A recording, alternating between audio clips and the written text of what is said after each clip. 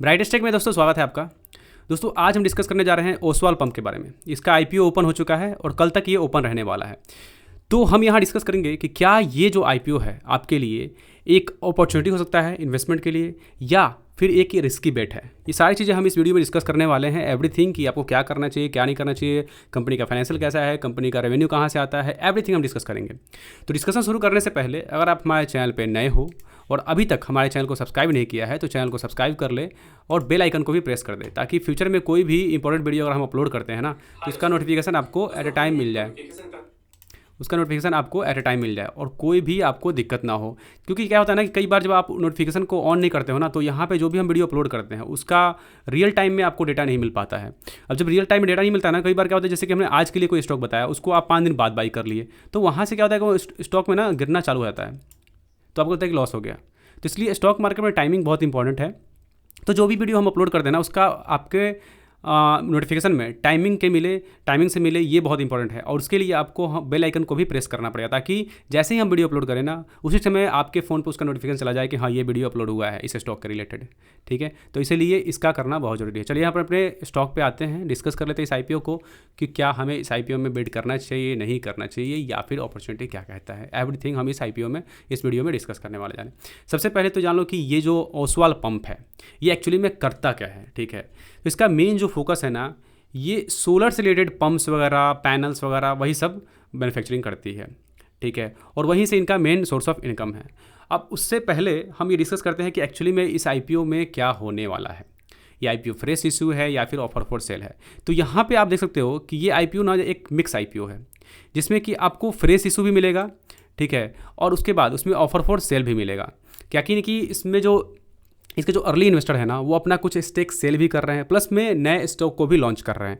तो ये मिक्स है। तो मिक्स है तो ठीक है, बट ज़्यादातर जो आईपीओ इसमें फ्रेश इशू होता है ना वो ज़्यादा इंपॉर्टेंट होता है, क्योंकि इससे एक क्लियर विजन मिलता है ना साइकोलॉजिकली कि उसके जो अर्ली इन्वेस्टर है वो उस स्टॉक में से अभी निकलना चाह नहीं रहे हैं। वो चाह रहे हैं कि उस स्टॉक को और होल्ड कर रखे ताकि उनको फ्यूचर में और भी बढ़िया रिटर्न मिल सके। इसलिए फ्रेश इशू ज़्यादा इंपॉर्टेंट होता है। अब यहाँ पे वो दोनों हैं। दूसरा कि आप इसमें देखो कि प्राइस बैंड, आपको यहाँ पे प्राइस बैंड दिख रहा होगा स्टॉक का। ठीक है, मैं यहाँ पे आपको दिखाता हूँ, एक मिनट। ये यहाँ पे देखो प्राइस बैंड आपको दिख रहा होगा 584 से 614 रुपीज़ पर शेयर का इसका प्राइस बैंड है। ठीक है, यानी कि आपको इसके लिए 24 शेयर मिनिमम बिड करने होंगे।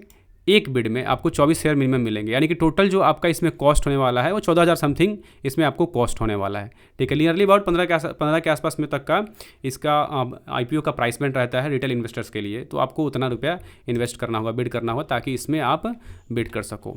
ये तो हमारा जनरली मैंने जो बताया कि आपको कि आईपीओ के बारे में डिस्कस कर लिया हमने। अब थोड़ा सा हम नीचे आते हैं, कंपनी के बारे में डिस्कस कर लेते हैं कि ये है कंपनी। देखो कंपनी एक्चुअली में 2003 में इस्टेब्लिश हुई थी। ठीक है, यहाँ पे आपको ये दिख रहा होगा 2003 में इस्टेब्लिश हुई थी। ठीक है, उसके बाद से इन्होंने कई तरह के पंप्स लॉन्च किए। ठीक है, अभी सोलर पंप में ज़्यादातर जो इनका इंडियन मार्केट में डोमिनेंस है वो सोलर पंप पे इनका डोमिनेंस है। ठीक है, चूँकि क्यों डोमिनेंस है इसके पीछे रीज़न है, और वो रीज़न ये है पीएम कुसुम स्कीम। ये यहाँ पे आप देख सकते हो पीएम कुसुम स्कीम। अब कंपनी का जो 85% जो अर्निंग है ना वो कंपनी का इसी स्कीम के तहत आता है। ठीक है, अब सोचो कि पीएम कुसुम स्कीम में अगर इसको या तो क्लोज कर दिया जाए या फिर कोई अगर हर्डल आ जाए तो इससे कंपनी के रेवेन्यू पे ना बहुत बड़ा इफेक्ट पड़ने वाला है। क्योंकि सोचो कि 85% का रेवेन्यू आपको सिर्फ और सिर्फ एक कुसुम स्कीम से ही आना। आपके पास में कोई बड़ा कस्टमर नहीं है, कोई इनके पास में ना बहुत सारा रिटेल आउटलेट भी है करीब 70 से ऊपर, लेकिन फिर भी उनका वहाँ से उतना इनकम नहीं है जितना ये कुसुम स्कीम से है। ठीक है, यानी कि गवर्नमेंट का इनके ऊपर में बहुत ज़्यादा वो है, सपोर्ट है। ठीक है, और इसी के रीज़न की वजह से इनको यहाँ पे आप यहाँ पे ये देख रहे होगे कि इनका रेवेन्यू जनरेट हो रहा है।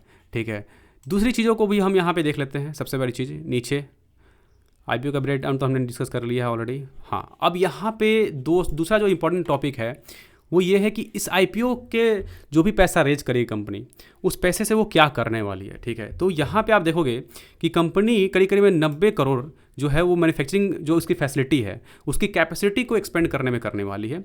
दूसरा 420 करोड़ के आसपास में कंपनी एक नए मैन्युफैक्चरिंग यूनिट जो है करनाल में एस्टेब्लिश करने वाली है, वो उसके लिए करने वाली है। और तीसरा यहाँ पे आप देख सकते हो 235 करोड़ के आसपास में वो डेट पे करने के लिए करने वाली है। तो यानी कि ओवरऑल देखो तो ये आईपीओ से जो भी वो पैसा रेस करेंगे ना, वो मिक्स है, मिक्स जगह पे यूज़ हो रहा है, यानी कि नए फैसिलिटी के लिए, एक्सपेंशन के लिए, प्लस में अपना डेट पे करने के लिए, तीनों के लिए। ठीक है, 235 करोड़ का तो ये डेट पे करेंगे, जो पैसा वो रेज करेंगे उससे। तो इन द सेंस अभी भी यहाँ पे जो ये आईपीओ दिख रहा है ना आपको, ये उतना भी इस पूरे सिनेरियो के अकॉर्डिंग भी पूरा उतना भी बेस्ट नहीं दिख रहा है जिसमें कि आप हाँ कूद के जाओगे इन्वेस्ट करने के लिए। ठीक है, थोड़ा सा हम नीचे और भी देखते हैं, जिसके फाइनेंशियल कंडीशन देख लेते हैं कि फाइनेंशियल कंडीशन क्या कहता है। ठीक है, हम आते हैं फाइनेंशियल इनसाइट पे, ताकि उससे भी आपको एक क्लियर पिक्चर मिल जाए कि लिटरली में इसमें हमें इन्वेस्ट करना चाहिए नहीं करना चाहिए। तो आप फाइनेंशियल में यहाँ पे देखो, फाइनेंशियल में 45 ठीक है परसेंट के CAGR ग्रोथ के साथ में कंपनी का रेवेन्यू जो है वो ग्रोथ में चल रहा है। यहाँ पे आप देखो जो रेवेन्यू का यहाँ पे आप देख सकते हो एक्चुअली में ये मैं आपको दिखाता हूँ रेवेन्यू का बाइफर्केशन। 2022 के आसपास में कंपनी का रेवेन्यू 360 करोड़ था, 23 में बढ़ के वो 385 करोड़ हुआ, और 24 में जब इनको IPO लॉन्च करना था तब इनका रेवेन्यू एक बैग से 7,586 करोड़ तक चला गया। अब ये जो सिनेरियो आप देख रहे हो ना, ये कहीं ना आप बोलो तो एक तरह से मिसलीडिंग है, क्योंकि एक बैग आपका रेवेन्यू इतना मतलब ग्रोथ हो जाना, जिस ईयर का आप IPO के लिए बिड करने जा रहे हैं उससे प्रीवियस ईयर का रेवेन्यू इतना ग्रोथ में कर जाना, इतना ग्रोथ शो करना, ये कहीं ना कहीं आपको ना एक रेड सिग्नल दे रहा है। ठीक है, तो इससे भी आपको बचना चाहिए, क्योंकि आप देखो ना प्रॉफिट में ये यहाँ पे 57 गुना का रिटर्न दे रहे हैं, यहाँ पे रेवेन्यू 20 गुना का रिटर्न दे रहे हैं। ठीक है, प्लस में डेट भी बोल रहे हैं 14% का रिडक्शन डेट में हुआ है। ये सब सारी चीज़ें ये कब हो रही है, जब इनका IPO लॉन्च करना था तब की बात है। ठीक है, तो इसमें भी मुझे कुछ खास दिख नहीं रहा है रेवेन्यू में, इस पॉइंट ऑफ व्यू से मैं उतना सेटिस्फेक्शन नहीं हूँ।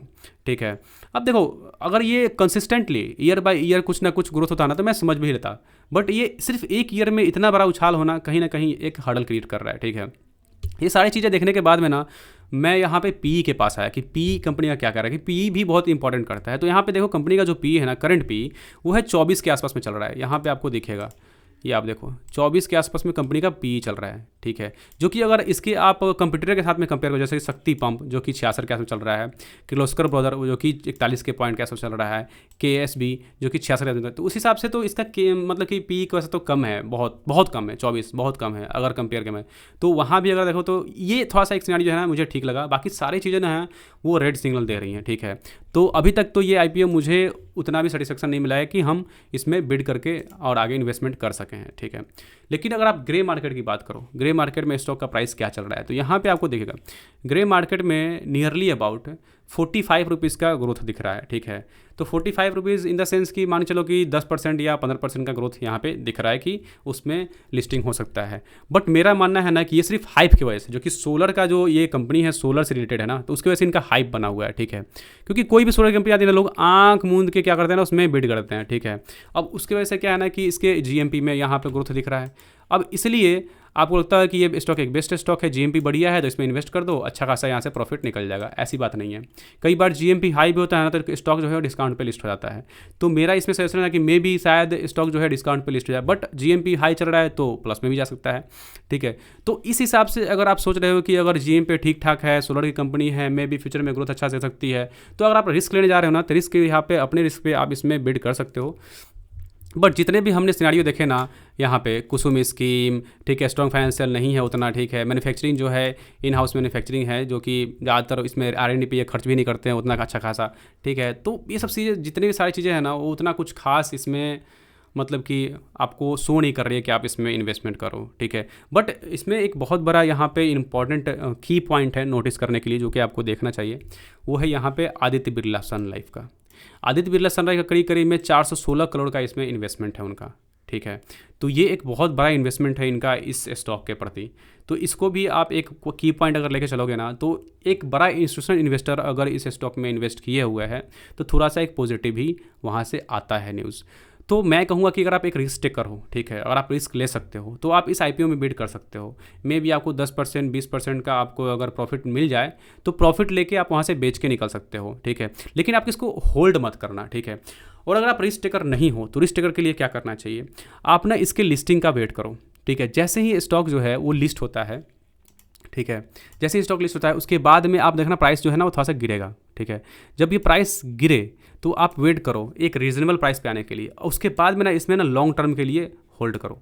लॉन्ग टर्म में जब आप जाओगे ना तो एक बढ़िया रिटर्न ये दे सकता है, ठीक है। जब क्योंकि देखो इसके आउटलेट जो है ना, ये अपना आउटलेट एक्सपेंड कर रही है, ठीक है। सपोज अभी 70 आउटलेट है पूरे इंडिया में, पैन इंडिया में ये इनका जो आउटलेट है ना वो ग्रोथ करेगा। और हमारा जो एग्रीकल्चर सेक्टर है वो अभी भी उतना मॉडर्नाइज नहीं हुआ है, अभी मॉडर्नाइज कर रहा है। तो जैसे जैसे एग्रीकल्चर सेक्टर जो है ना मॉडर्नाइज करेगा, वैसे वैसे इस टाइप के स्टॉक का ना प्राइस में आपको मूवमेंट देखने को मिलेगा और बढ़िया रिटर्न भी मिल सकता है। तो इन फ्यूचर आने वाले 5 साल 7 साल में मे बी ये स्टॉक बढ़िया रिटर्न दे, बट आप उसके लिए पहले रीजनेबल प्राइस तक इसको आने दो, उसके बाद में आप इसमें लॉन्ग टर्म में होल्ड कर सकते हो और तब जाके इसमें से प्रॉफिट गेन कर सकते हो। फिलहाल मैं आईपीओ में तो मैं यही कहूँगा कि आईपीओ में बिड करो, करना है तो रिस्क लेके जब आपको प्रॉफिट थोड़ा सा दिखे तो बेच के निकल जाना, मेरा यही सजेशन है। अगर आप रिस्क नहीं लेना चाहते हो तो थोड़ा सा वेट कर लो, आईपीओ में बिड ना करो तो ही बढ़िया है, क्योंकि जीएमपी पे सब चीज़ डिपेंड नहीं करता है। आप इसका एवरीथिंग डिस्कस करोगे ना तो वहाँ पर कहीं से भी ये एक बेटर स्टॉक नहीं नजर आ रहा है, ठीक है। तो अभी यही मेरा सजेशन था। बाकी जो भी आपकी खुद की डिसीजन है उसके बिहाफ पे आप इस आईपीओ में बिड कर सकते हो, क्योंकि यहाँ पे मैंने अपने प्लेटफॉर्म पे स्पेसिफिकली मेंशन किया हुआ है कि ये जस्ट जो भी हम वीडियो बनाते हैं, जो भी आर्टिकल्स लिख रहे हैं यहाँ पे, सिर्फ और सिर्फ एजुकेशनल पर्पज़ के लिए है। मैं कोई सेबी रजिस्टर्ड नहीं हूँ, ठीक है। जो भी आपको इन्फॉर्मेशन देता हूँ अपने नॉलेज के बिहाफ पे देता हूँ। तो जब भी आप इन्वेस्टमेंट करने जाओ तो अपना खुद का नॉलेज वहाँ पे इस्तेमाल करो, या फिर अपने आपके जो रिसर्च एनालिस्ट है, जो भी आपके रिसर्च एडवाइज़र हैं, उससे एडवाइजरी लेके तब आप इन्वेस्टमेंट करो, क्योंकि हम यहाँ पे कोई भी टाइमलीनेस, एक्यूरेसी, प्रॉफिटेबिलिटी और सुटेबिलिटी का गारंटी नहीं दे सकते हैं। So thank you for watching our video, और टिल देन हमारे चैनल से जुड़े रहें। हमारे वीडियो को अपने फ्रेंड और फैमिली के साथ में शेयर जरूर करें, ताकि वो भी इस वीडियो को देख के वहाँ से कुछ नॉलेज गेन कर सके और अच्छा खासा अपना रिटर्न गेन कर सके। और प्लस में इससे हमारे चैनल को भी ग्रोथ मिलती है, ताकि हम आने वाले फ्यूचर में जो भी वीडियो लेके आए उसमें और भी सारी मज़ेदार चीज़ें लेके आएँ और भी इंटरेस्टिंग स्टॉक लेके आएँ, जिससे कि आप फ्यूचर में बढ़िया रिटर्न गेन कर सको। So thank you for watching, see you next video, till then bye bye.